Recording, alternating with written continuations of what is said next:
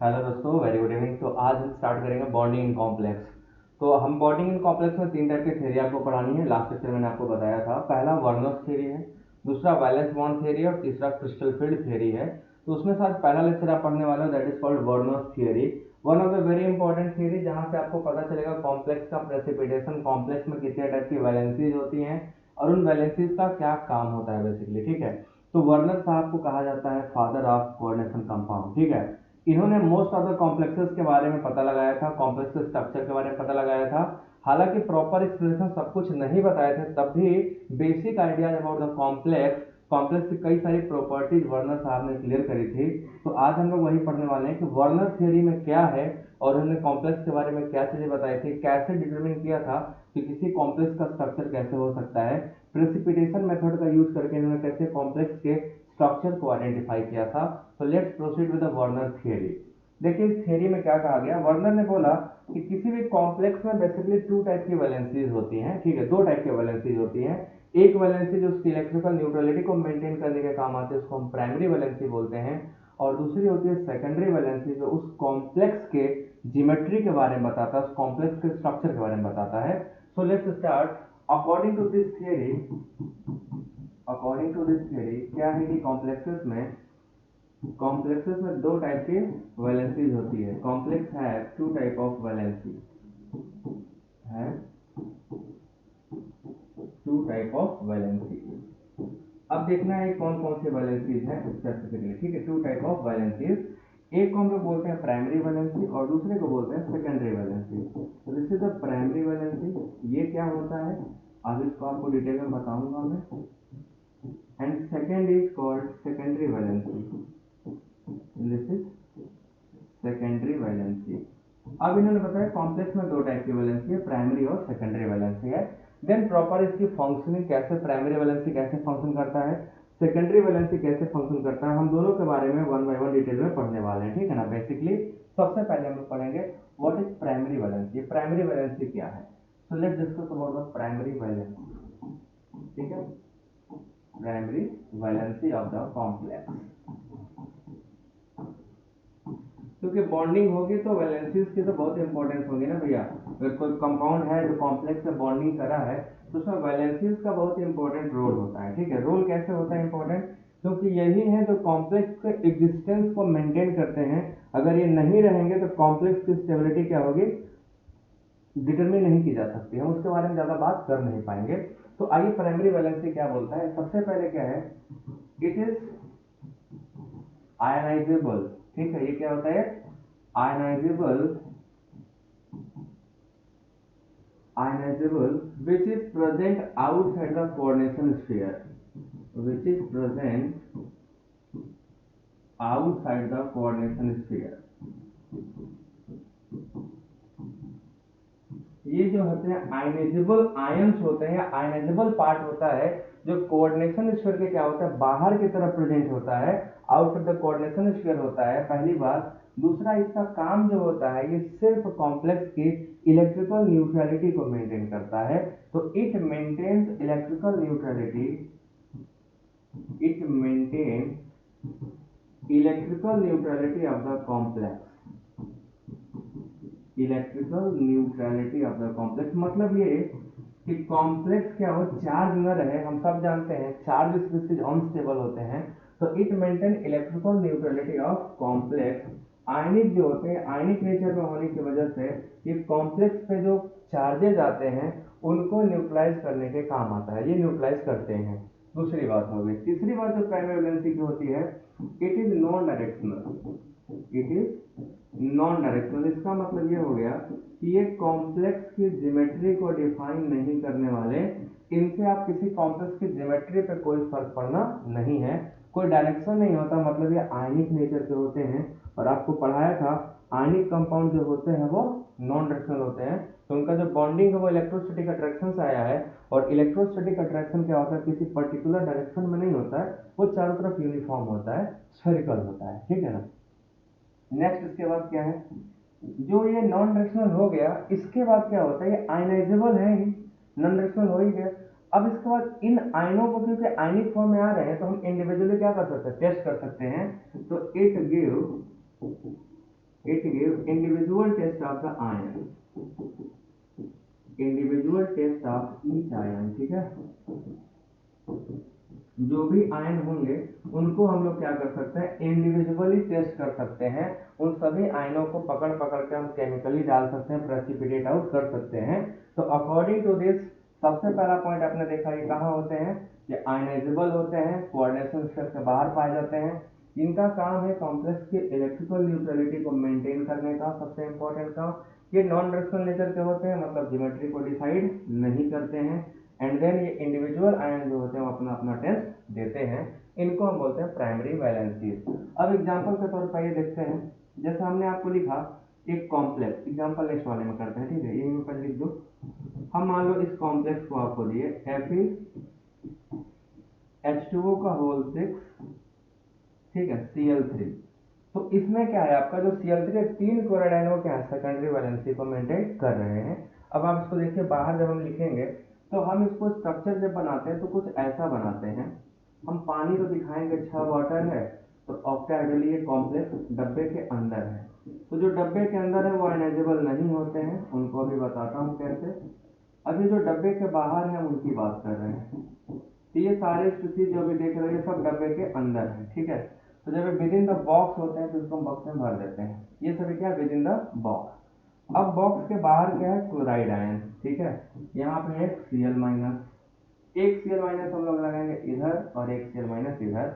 ये बाहर हो के करते क्या है, ये बाहर रहते हुए भी यहाँ से यहाँ, ठीक है, बाहर रहते हुए भी कॉम्प्लेक्स के लिए क्या करते हैं, सिर्फ और सिर्फ मेंटेन करते हैं इलेक्ट्रिकल न्यूट्रलिटी को बाय इलेक्ट्रोस्टैटिक अट्रैक्शन। ये मेटल के साथ क्या कर रहा है, देखिए इलेक्ट्रोस्टैटिक अट्रैक्शन कर रहा है, क्योंकि यहाँ पर अगर हम आयरन का ऑक्सीडेशन स्टेट निकालें तो +3 आएगा और पॉजिटिव फॉर्म में क्या होगा, मेटल अनस्टेबल होगा।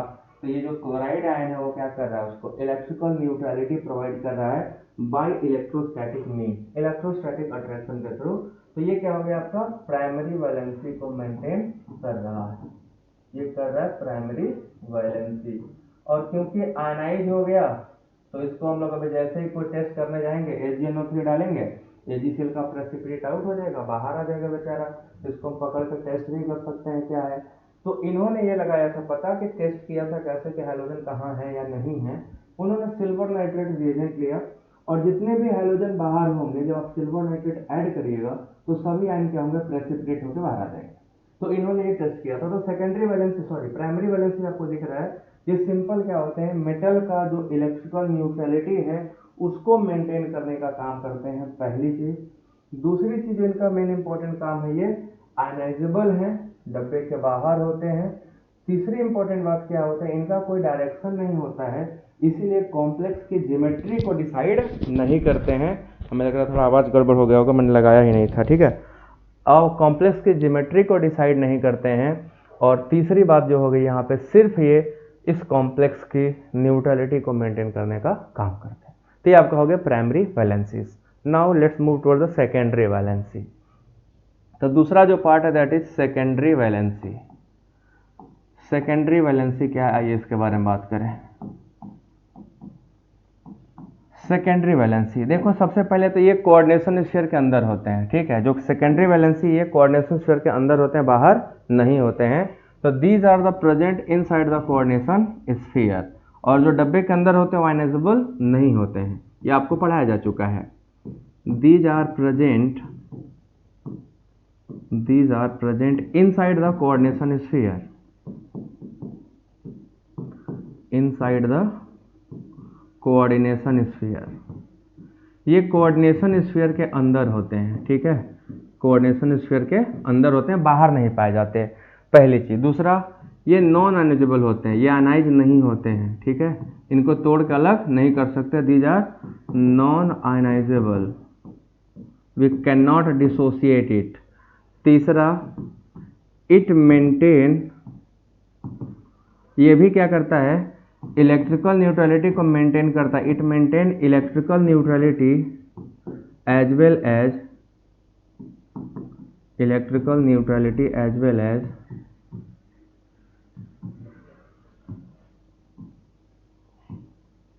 Effective atomic number. इनसे हम लोगों ने क्या देखा था, इफेक्टिव एटॉमिक नंबर को भी मेंटेन करते हैं, क्योंकि लिगेंड होते हैं जो कोऑर्डिनेट बॉन्ड बनाते हैं, कोऑर्डिनेशन नंबर बेसिकली होता है, ठीक है।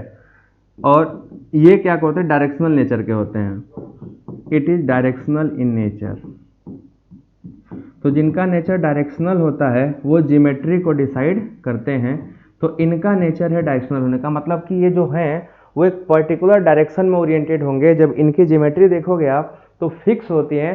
लिगेंड जो है एक पर्टिकुलर डायरेक्शन में क्या होते हैं, ओरिएंटेड होते हैं। देयरफॉर दे आर मतलब ये क्या होता है, ज्योमेट्री डिसाइड करने में पार्टिसिपेट करते हैं।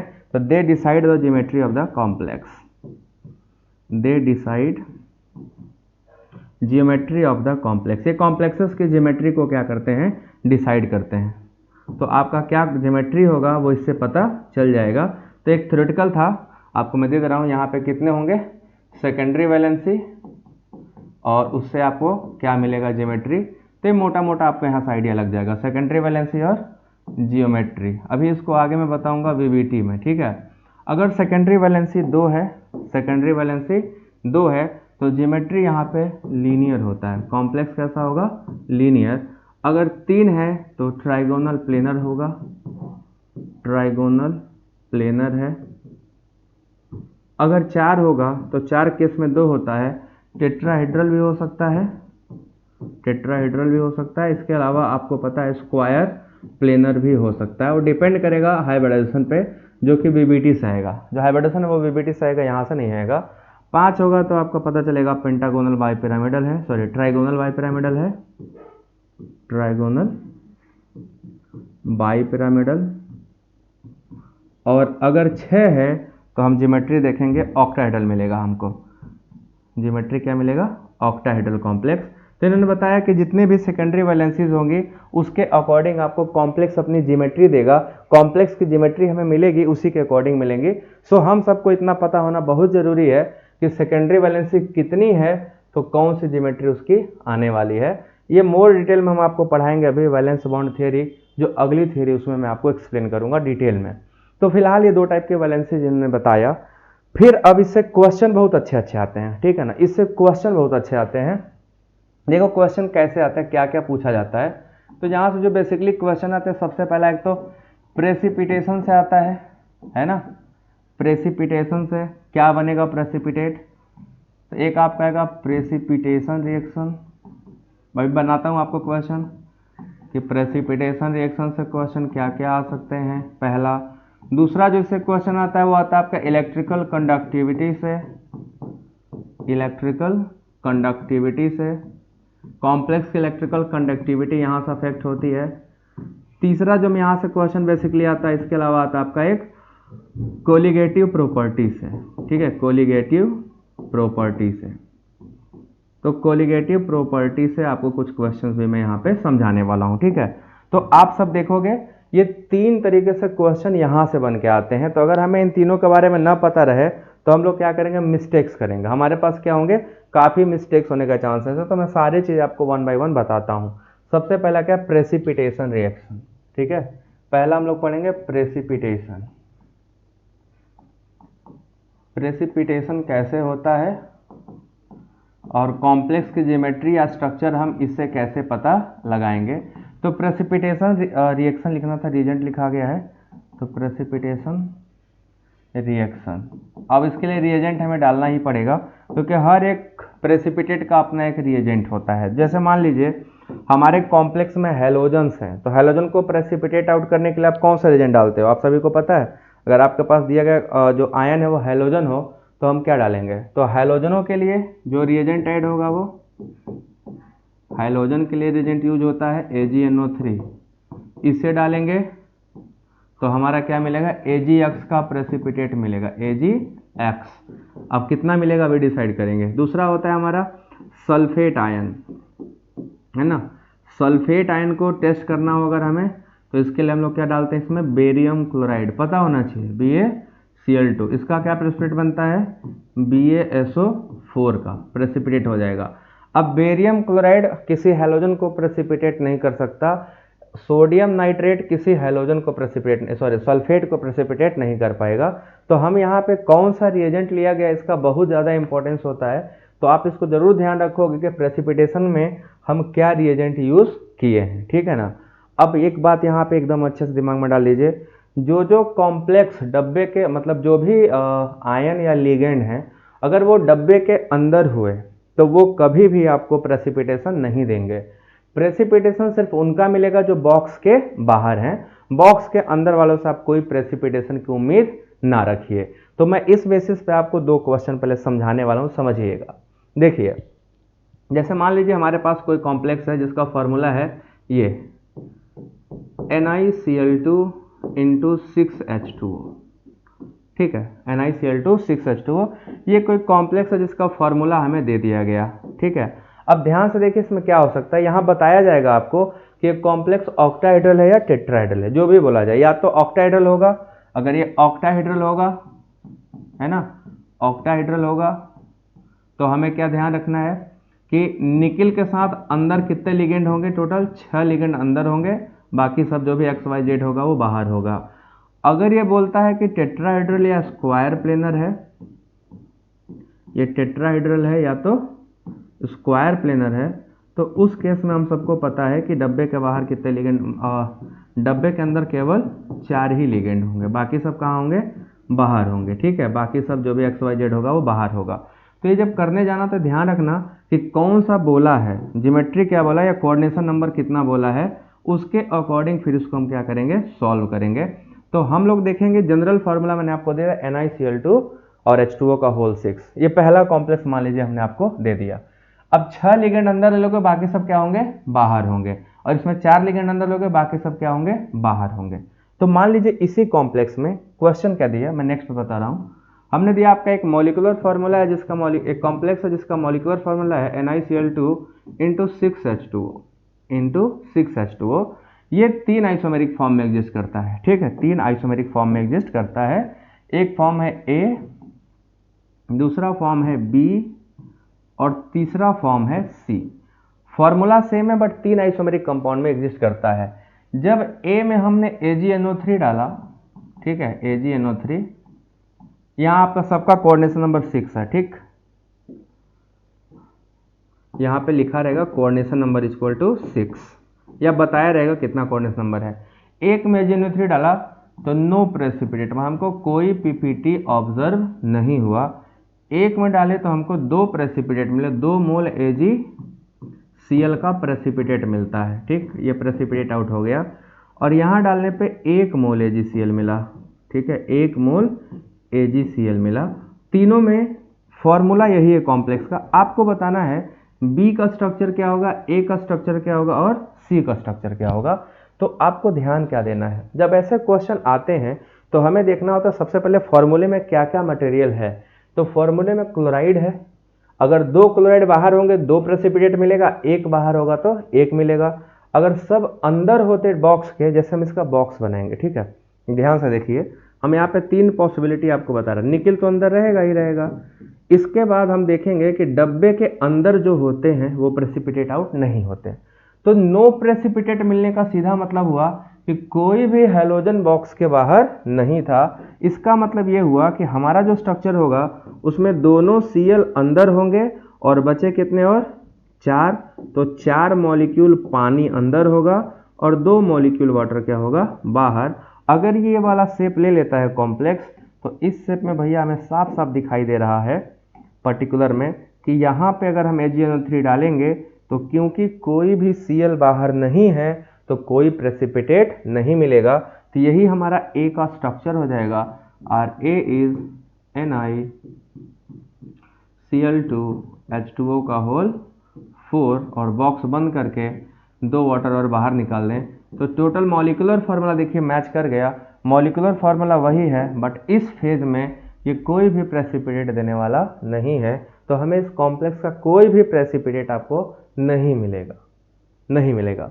दूसरे में क्या बोला है कि दूसरे में आपको दिखाई दे रहा है कि 2 मोल AgCl मिल गया, मतलब कि दोनों क्लोरीन बाहर होंगे। जब दोनों क्लोरीन बाहर होंगे तो सारे पानी अंदर आ जाएंगे, है ना।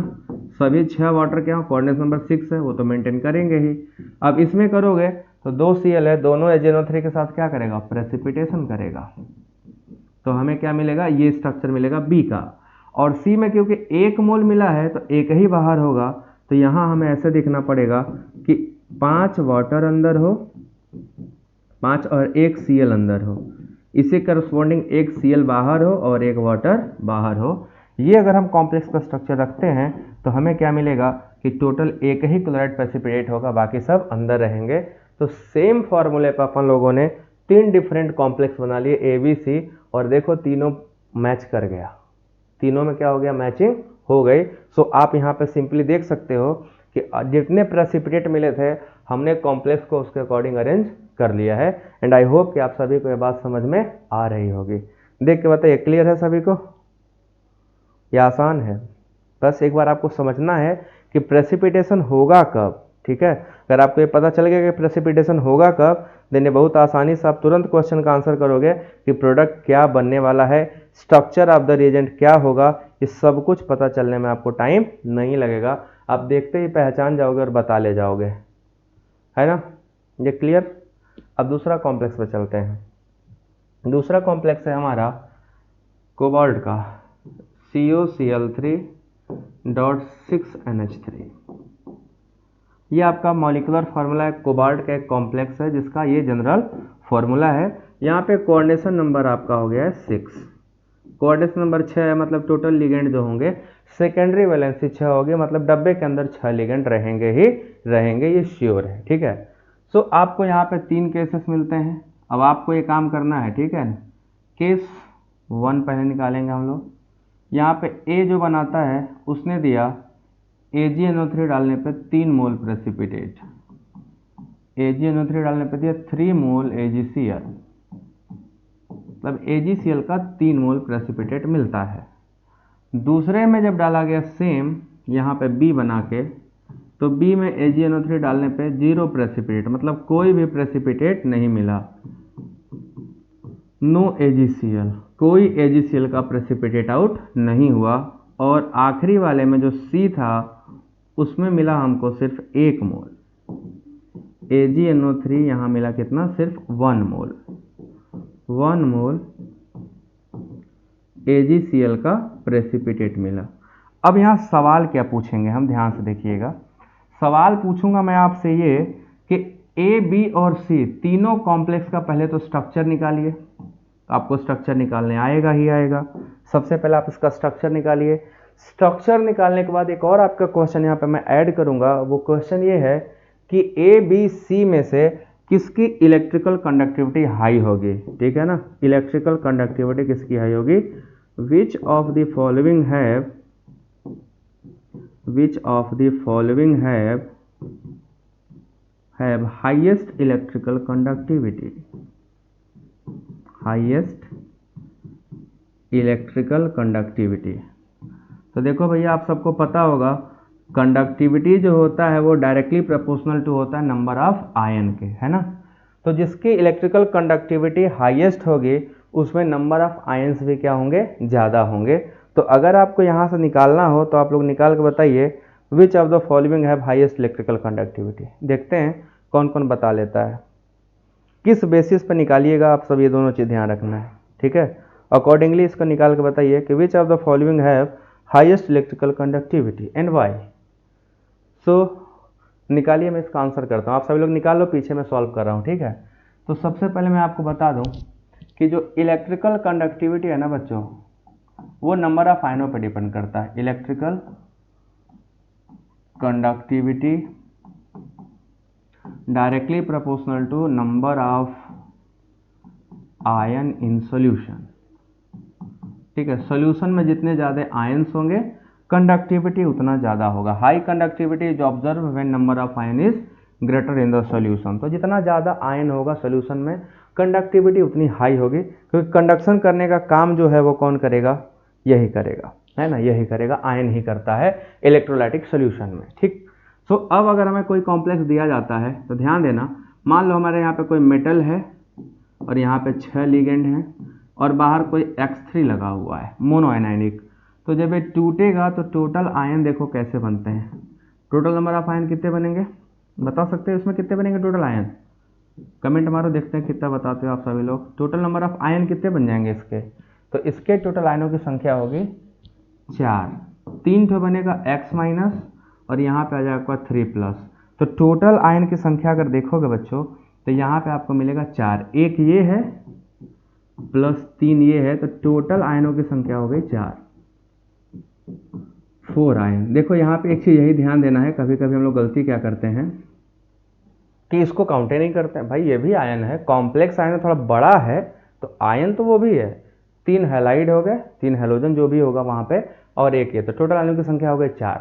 तो अगर कहीं पे टोटल ऐसे बनेगा तो 4 आयन, तो 4 आयन मिलेगा तो हमारा कंडक्टिविटी हाई होगी, अगर किसी में इससे कम मिलेगा तो कंडक्टिविटी क्या होगी, लो होगी। तो डिपेंड करेगा हमारा कंडक्शन किस पे, टोटल नंबर ऑफ आयनों पे। तो जो पीछे मैंने कॉम्प्लेक्स दिया अब आपको यहाँ से सॉल्व करना है, ठीक है। तो 3 मोल AgCl मतलब 3 क्लोराइड बाहर होगा, तो 3 क्लोराइड बाहर होने का सीधा सीधा मतलब ये हो गया कि हमारा जो कोबाल्ट है वो सारा का सारा अमोनिया अंदर ले लिया है ना। कोबाल्ट के साथ क्या हो जाएगा, सारा अमोनिया अंदर हो जाएगा और 3 Cl। तो यहाँ पे टोटल आयनों की संख्या क्या हो जाएगी, 4, है ना। टोटल आयन बराबर कितने होंगे, 4 होंगे। क्यों 4 होंगे, क्योंकि आपको साफ साफ दिखाई दे रहा है 3 Cl और एक कॉम्प्लेक्स आयन, तो टोटल आयनों की संख्या हो गई 4। तो 4 आयन से आपको कंडक्टिविटी 4 आयन के बराबर मिलेगी।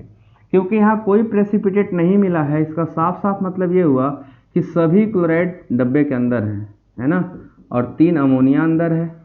अब क्योंकि अमोनिया आयन नहीं है इसलिए इसकी कंडक्टिविटी आप ऑब्जर्व नहीं करोगे, ये बहुत स्लो हो जाता है, आयन नहीं है ये। तो यहाँ पे आपको क्या मिलेगा, सबसे कम कंडक्टिविटी, क्योंकि एक मॉलिक्यूल है जो सिंपल रहेगा, आयन इसमें नहीं है, पार्टिकल की संख्या कम है।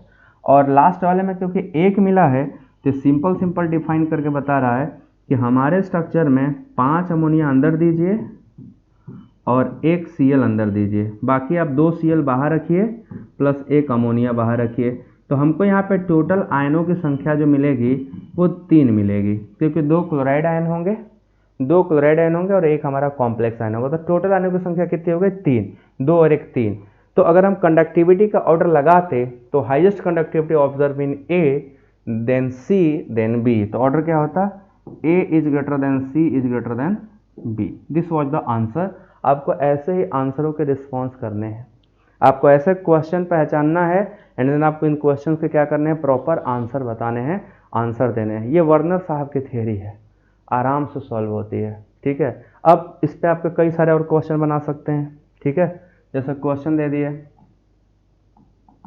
Question which of the following है, which of the following have highest boiling point, highest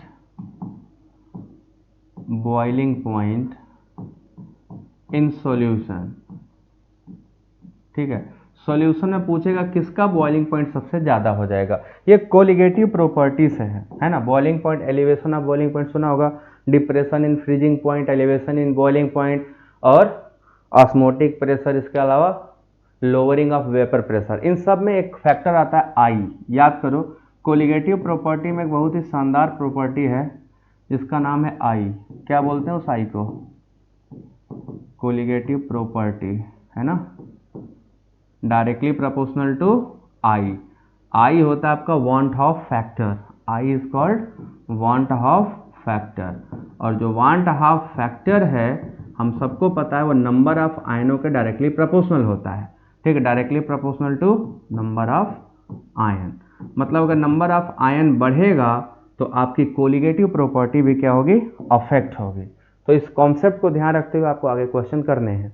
तो आपको बताना किसका बॉइलिंग पॉइंट हाईएस्ट है। आपको कॉम्प्लेक्स दे रहा हूँ ए, है ना, कॉम्प्लेक्स है FeH2O का होल 6Cl2, पहला हो गया। BCO NH3 का होल 6 एंड Cl3। देन आपका हो जाएगा CK4 FeCN6 and D is COH2O का होल 6 एंड देन Cl3। इसमें से अगर आपको पूछा जाए किसका BP सबसे ज़्यादा होगा बॉइलिंग पॉइंट, तो जिसमें नंबर ऑफ आयन हाईएस्ट आएंगे, ठीक है, नंबर ऑफ आयन हाईएस्ट आएंगे, उसका एलिवेशन ऑफ बॉइलिंग पॉइंट भी क्या होगा, सबसे ज़्यादा हो जाएगा। तो अब आपको यहाँ देख के सिंपली आपको बताना है कि किस में ये ज़्यादा हो रहा है। तो आप simple number of ion calculate करिए। पहले वाले को एनालाइज करेंगे तो टोटल आयनों की संख्या कितनी मिलेगी, टोटल आयन यहाँ पे अगर आप बनाओगे तो आपको 2 बाहर है, एक ये, टोटल 3 मिलेगा। एक कॉम्प्लेक्स आयन, 2 क्लोराइड आयन, 3। यहाँ पे अगर हम करेंगे टोटल आयन, तो यहाँ टोटल आयनों की संख्या जो मिलेगी वो 4 मिलेगी, 3 क्लोराइड और एक कॉम्प्लेक्स आयन। यहाँ अगर हम टोटल आयनों की संख्या की बात करें, टोटल आयन कितने मिलेंगे, तो यहाँ हमें मिलेगा 4 ये और एक ये 5, टोटल 5 आयन। और अगर हम यहाँ बात करेंगे तो यहाँ हमें मिलेगा टोटल आयनों की संख्या 3, टोटल आयनों की संख्या 3। तो जिसमें आई ज़्यादा, तो हमें साफ साफ दिखाई दे रहा है हमारा आई यहाँ ज़्यादा है, इट हैज़ द हाइएस्ट आई। तो हमारा जो करेक्ट आंसर होगा, highest colligative properties observe in this. तो चाहे डिप्रेशन इन फ्रीजिंग पॉइंट हो, एलिवेशन इन बॉइलिंग पॉइंट हो, या लोअरिंग ऑफ वेपर प्रेशर हो, जिसमें आयन ज़्यादा होंगे उसमें ज़्यादा चेंजेज आएंगे। तो कोलिगेटिव प्रॉपर्टीज अगर ऐसे क्वेश्चन पूछता है तो उम्मीद करता हूँ कि आप सभी लोग लगा ले जाओगे, किसी से बचेगा नहीं। ये आप लोगों को पूरा भरोसा है, उम्मीद है, कोई छोड़ोगे नहीं एक भी, है ना, और छोड़ने की ज़रूरत भी नहीं है। तो आई होप कि आपको वर्नर थ्योरी अच्छे से समझ में आई होगी। यही वर्नर की थ्योरी है और आगे चल कर आप पढ़ोगे इनके कॉम्प्लेक्स को एक्सटेंड किया है। अभी अगला जो थ्योरी है उसका नाम है वैलेंस बॉन्ड थ्योरी, जिसको मैं अगले लेक्चर में करूँगा। देन वैलेंस बॉन्ड थ्योरी के बाद नेक्स्ट आएगा क्रिस्टल फील्ड थ्योरी। तो ये थ्योरी समराइज मैंने कर दिया आपको प्रॉपर। यहाँ से इस टाइप से क्वेश्चन 3 टाइप से आ सकते हैं। आप बुक उठाइए, प्रैक्टिस करिए, अच्छे अच्छे क्वेश्चन आपको मिलेंगे। मैं खुद प्रैक्टिस कराने वाला हूँ, ठीक है, मैं प्रैक्टिस करा दूंगा। तो आज यहीं तक, टाटा बाय बाय।